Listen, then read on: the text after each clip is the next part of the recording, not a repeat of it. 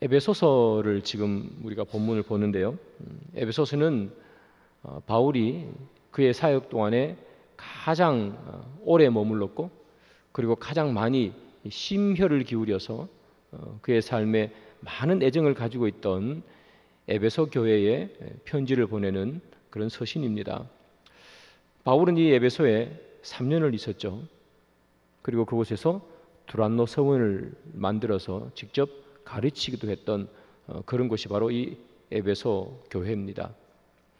오늘 본문에 보면 이 바울이 에베소 교회를 향해서 기도하는 모습을 우리는 보게 됩니다. 바울이 무엇을 기도하고 어떤 것을 기도하는지 함께 보겠습니다. 먼저 15절이죠. 이름을 주신 아버지 앞에 무릎을 꿇고 비노니, 이렇게 기도하고 있습니다. 바울이 무릎을 꿇고 기도하고 있습니다. 보통 유대인들은 기도할 때 기본적으로는 서서 기도하는 그런 자세가 되죠. 근데 무릎을 꿇고 기도했다 하는 것은 그만큼 간절하게 기도하는 거예요. 그런데 무릎을 꿇고 비노니 하는 그 말 앞에 보면 이 바울이 자기가 기도하는 기도 대상자가 어떤 분이신지를 말하고 있어요. 15절을 다시 한번 띄워주시면 좋겠네요. 이렇게 되어 있습니다. 이름을 주신 아버지 앞에 무릎을 꿇고 비노니. 바울이 하나님을 어떻게 표현하는가? 나의 기도를 들어주실, 내가 기도할 그 대상자를 어떻게 표현하는가 하면 이름을 주신 아버지라고 표현을 해요. 여러분, 바울이 받은 게 많이 있어요. 포기한 것도 많지만 받은 것도 많아요. 여러분 아시는 것처럼 바울이 아픈 사람, 독사에 물린 사람 기도했더니 낫잖아요.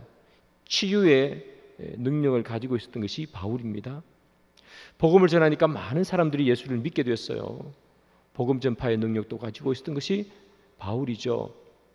바울이 가지고 있던 것들 많이 있지만 바울은 오늘 하나님께서 자기에게 준 것, 그것을 이야기하면서 그는 무엇을 이야기하는가 하면 이름을 주신 아버지라고 표현해요. 하나님께서 나에게 주신 것 많지만 그 많은 것 가운데서 내가 가장 소중하게 여기는 것은 이름을 주신 것이라 하는 거죠. 여러분들은 하나님이 무엇을 주신, 여러분들에게 무엇을 주셨습니까? 우리가 하나님께 받은 게 많잖아요. 내 인생을 돌아보면서 내 인생 가운데 하나님은 나에게 무엇을 주셨는가 한번 생각해 보세요. 어떤 분은 이렇게 말할 수 있겠죠. 내가 너무 아팠는데 하나님께서 나에게 새로운 생명을 주신 하나님이라고 고백할 수 있겠죠. 어떤 분은 힘들 때마다 기도해 응답을 주셨던 하나님, 그래서 기도에 응답을 주신 하나님. 어떤 분은 지혜를 주신 하나님, 여기 있는 우리 어린아이들 또 우리 학생들은 믿음의 부모님을 주신 하나님, 또 어떤 분은 나에게 물질의 은혜를 주신 하나님. 참 많은 하나님을 우리는 고백할 수 있어요. 많은 하나님을 고백할 수 있는데 오늘 바울은 무엇을 얘기하는가 하면 이름을 주신 하나님으로 그런 고백합니다. 이름을 주셨다는 것은 무엇인가? 바울에게 무슨 특정한 이름을 줬다는 의미가 아닐 것이고, 이 이름을 주셨다는 것은 그의 인생의 존재의 의미를 부여하셨다 하는 말이겠죠. 그에게 존재의 의미를 부여했습니다. 바울은 원래 바리새인이었습니다. 그런데 바울이 예수를 믿고 난 후에 무슨 이름을 가지게 됐는가 하면 사도라는 이름을 가지게 됐습니다. 바리새인이라는 이름을 가질 때와 사도라는 이름을 가질 때는 그의 인생이 완전히 바뀝니다.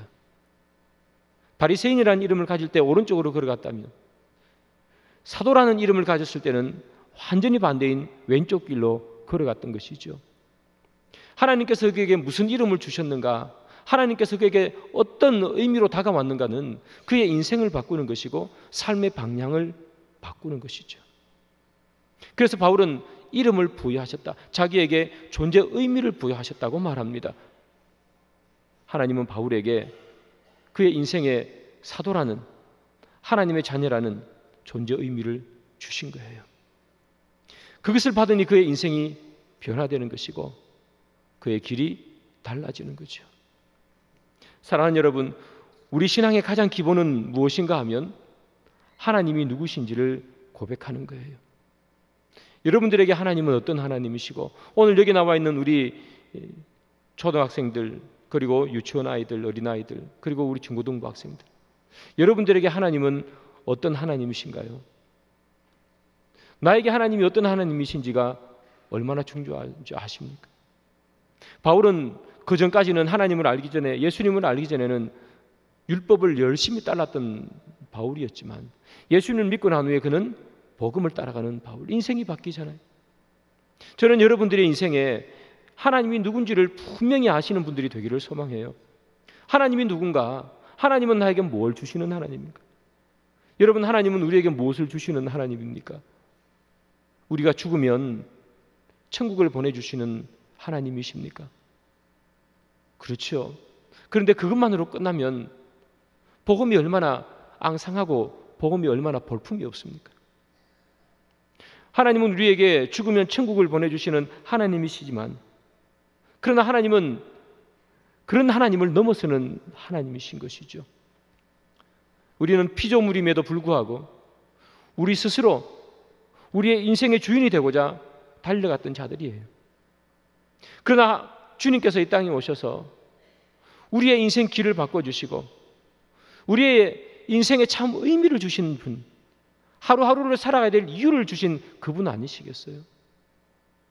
하나님은 어떤 분이신가? 내가 죽으면 천국 보내주시는 하나님이 아니라 내가 하루하루 살아가는 삶의 의미를 부여해 주신 하나님으로 더 많이 다가오기를 소망해요. 우리 여기 있는 우리 학생들이 마찬가지죠. 우리들에게, 여러분들에게 하나님은 바로 그런 분이 되어야 되겠죠. 여러분들에게 하나님은 어떤 하나님이신가? 하루하루의 삶의 의미를 주시는 분이신가? 아니면 주일날 와서 그저 목사님 말씀하시는 그 말씀에 나타나는 그 하나님에 불과한 것인가? 우리가 개학을 앞두고, 이미 중고등학생들은 개학을 했지만, 그러나 이제 개학을 앞두고, 그리고 개학한 지 얼마 안 돼서 우리가 정말 깨달아야 되는 것은 하나님은 누군가? 우리 주님은 누구신가? 내가 교회 와서 이름을 부르고 찬양하는 그 하나님은 나에게 어떤 하나님이신가? 오늘 바울이 말하는 것처럼 이름을 주신 하나님이 여러분들의 하나님이기를 소망해요. 이름을 주셨다. 내 인생의 삶의 방향을 결정해 주시는 하나님, 내 인생의 의미를 주시는 하나님, 내가 무엇을 하고 살아가야 되는지 그 인생의 목적을 주시는 하나님, 그 하나님이 여러분의 하나님이시기를 소망합니다. 하나님이 그런 하나님으로 다가오면 우리의 인생의 길이 달라지고 학교에서의 삶이 변화되는 것이겠죠. 그런데 여러분, 우리는 때로 하나님의 이름이 우리에게 주어진 것에 대해서 의식하지 못하고 감동하지 못합니다.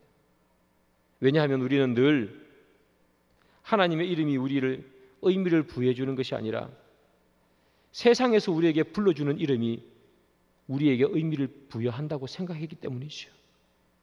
하나님께서 우리에게 불러주는 이름, 사랑하는 내 아들아, 이것이 우리 인생의 의미를 부여해 주는 것이 아니라 세상이 우리에게 불러주는 이름, 사장님, 박사님, 의사 선생님, 변호사 선생님, 그 이름이 우리에게 의미를 부여해 준다고 늘 우리는 생각하고 살아왔기 때문에 하나님께서 우리에게 부여해 주신, 그리고 우리를 불러주신 그 이름이 우리의 큰 감동으로 다가오지 못하고, 오늘 본문에 나오는 것처럼 무릎을 꿇고 기도해야 되는 하나님으로 우리에게 다가오지 못하는 것이겠죠. 사랑하는 여러분, 그리고 우리 주일학교 학생 여러분, 하나님께서 여러분들에게 의미를 부여해 주십니다. 세상이 우리에게 의미를 부여해 주는 것이 아님을 기억하십시오. 그래서 세상이 여러분들에게 많은 이름으로 의미를 부여해 줄 것을 여러분 단호히 거부하시기 바랍니다. 여러분들이 의사 되지 말라는 것도 아니고 변호사 되지 말라는 것, 사장님 되지 말라는 것 아닙니다. 여러분들이 열심히 공부하고 열심히 일을 해서 사장님 되는 것 좋고 의사 선생님 되는 것 너무 좋지요. 그러나 세상이 부여해 주는 그 의미 안에는 생명이 없습니다. 세상이 부여해주는 그 의미 안에는 능력이 없고 은혜가 없습니다.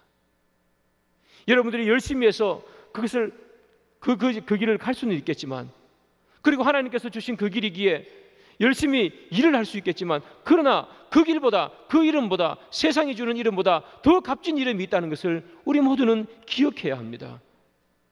그것은 하나님의 자녀라는 이름이겠죠. 그래서 우리가 먼저 기억해야 될 것은 세상의 이름 가운데서 내가 의미를 찾는 자가 아니라 하나님의 우리에게 부여해 주신 그 이름 가운데서 세상에서 살아가는 의미를 부여하는 여러분들이 되기를 소망합니다. 그래서 다음 세대 여러분, 그리고 여기 계신 학부모 여러분, 여러분들의 이름을 어디에서 찾아야 할까? 여러분들의 자녀의 이름을 어디에서 찾아야 될까? 세상에서 찾는 것이 아니라는 거예요. 세상에서 찾는 것이 아니라 하나님 안에서 이름을 찾는 거예요. 그래서 바울이 이렇게 말하잖아요. 내가 가진 모든 것을 배설물로 여김은 그리스도를 얻고 그리스도 안에서 발견되려 함이라는 거예요. 우리의 이름을 어디에서 발견할 수 있는가? 그리스도 안에서 발견하기를 원하는 거죠.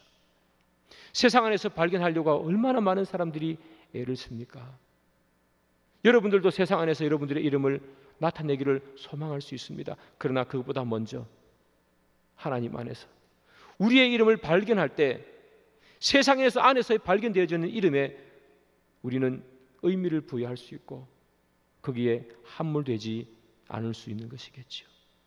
우리 사랑하는 우리 주일학교 학생 여러분, 그리고 여기 모인 우리 성도 여러분, 내 이름이 세상이 아닌 하나님 안에서 먼저 발견되기를 소망하는 우리가 되기를 소망합니다. 바울은 그에게 삶의 의미를 부여해 주신 그 하나님 앞에 무릎을 꿇고 기도합니다. 그 기도의 첫 내용이 무엇인가 우리 한번 살펴보겠습니다. 에베소서 3장 16절이에요. 그의 영광의 풍성함을 따라 그의 성령으로 말미암아 너희 속사람을 능력으로 강건하게 하시오며라고 기록합니다. 바울이 무릎을 꿇고 기도한 첫 내용은 뭐냐 하면 속사람을 강건하게 하옵소서 하는 겁니다. 속사람. 바울이 이 에베소서를 쓸 때에 그 에베소 교회는 에베소 교회, 그리고 에베소라는 동네는 어떤 동네였는가? 에베소는요, 바울이 살던 약 2000년 전에 20만에서 30만 명 정도가 모여 사는 아주 큰 도시였습니다. 지금하고는 인구 숫자가 차이가 비교할 수 없을 만큼 작은 그 시대 아닙니까? 근데 20에서 30만 명이 모여 산다는 것은 정말 큰 대도시였습니다. 그리고 이 에베소 교회는 아주 부자 도시였습니다. 잘 사는 도시였습니다. 항구 도시라서 많은 교역이 이루어지며 교역이 활발하게 이루어져 가지고요, 많이 부유한 그런 도시였습니다. 그러나 동시에 이 에베소 교회는, 에베소라는 동네는 또한 음란하고 태폐스러운 곳이었습니다. 아데미 신상이라는 그 신상의 본거지가 그곳이었기 때문에 우상 숭배가 가득한 그런 곳이 에베소라는 동네입니다. 그래서 이 노진준 목사님이라는 분이 계세요. 그분이 회복하라라는 책을 썼는데 그 책에서 이 에베소 교회를 이렇게 말씀해요. 풍요롭지만 문란하고 많은 유혹과 혼란스러움 때문에 순수함을 지키기 어려웠던 교회. 풍요롭지만 문란하고 많은 유혹과 혼란스러움 때문에 순수한 믿음을 지키기 어려웠던 교회라고 소개해요. 바울은 그곳에서 3년을 사역했어요. 그곳에서 제자를 길러보겠다고 그 더운 한여름에 두란노 서원을 빌려서 사람들을 가르치고 제자들을 가르쳤어요. 이 바울에게 있어서 이 에베소 교회가 얼마나 소중하겠어요. 바울이 떠나오면서 그 교회를 얼마나 기억하고 또 마음에 담았겠어요. 그래서 바울이 에베소 교회를 생각하면서 기도하면서 처음 내세운 그 기도가, 하나님, 이 에베소 교회가 무너지지 않고 잘 세워지게 도와주십시오. 라고 기도할 만도 한데 바울은 그렇게 기도하지 않고요. 어떻게 기도합니까? 그 모든 성도들의 속사람이 강건해지기를 소망합니다. 그렇게 기도했어요. 무엇을 위해 기도했다고요? 속사람을 위해서 기도했다고요. 속사람. 바울이 3년 동안 애주증지, 그 순수한 신앙을 지키기 어려운 그 에베소 교회에서 3년을 공들여서 지켰던 그 교회가 성장하고 부흥하기를 기도했던 것이 아니라 성도들 한 사람 한 사람의 속사람이 강건해지기를 기도했어요. 왜 그렇게 속사람이 강건해지기를 기도했을까요? 속사람이 무너지면 그 사람은 아무리 화려해도 무너지기 때문이에요. 우리가 이런 얘기 하잖아요. 모래 위에 지은 집이라라고. 모래 위에 아무리 화려한 집을 지어보십시오. 아무렇지 않을 때는 화려한 집으로 보이겠지만 비가 오고 창수가 나면 그 집은 무너집니다. 마찬가지. 속사람이 강건하지 않으면 에베소 교회 그치 크고 화려해도 모래 위에 지은 집처럼 무너지기 때문이겠죠. 그래서 바울은 에베소 교회를 생각하며 기도할 때 제일 먼저 기도한 게 이겁니다. 주님, 그 에베소 교회에 있는 각 성도들의 속사람이 강건하게 도와주십시오. 사랑하는 여러분, 여러분들의 기도의 제목이 바로 이것이기를 소망합니다. 하나님, 속사람이 강건해지기를 도와주십시오. 하나님, 우리 자녀들, 우리 주일학교 아이들이 속사람이 강건해지기를 주님 도와주십시오. 우리는 그 사람이 화려하기를 원하지 않습니까? 우리의 관심은 늘 그 사람에 있지 않습니까? 그치 얼마나 화려한가? 그치 얼마나 멋있는가? 그래서 학교를 비교하고 직장을 비교하고 집을 비교하고 차를 비교하고 끝없이 비교하며 경쟁 가운데 내몰린 것이 한국 사회 아니겠습니까? 우리는 모두 다 속 사람에게는 관심이 없습니다. 한국 사회는 그 사람에게만 관심이 있습니다. 그의 집안은 모래 위에 지은 아무것도 없는 것인데 그만 화려하기를 원하지 않습니까? 사랑하는 여러분, 오늘 바울이 기도한 이 기도가 우리에게 울림이 되기를 소망합니다. 주님, 속 사람이 강건해지기를 원합니다. 우리에 계신 모든 학부모님들도 마찬가지입니다.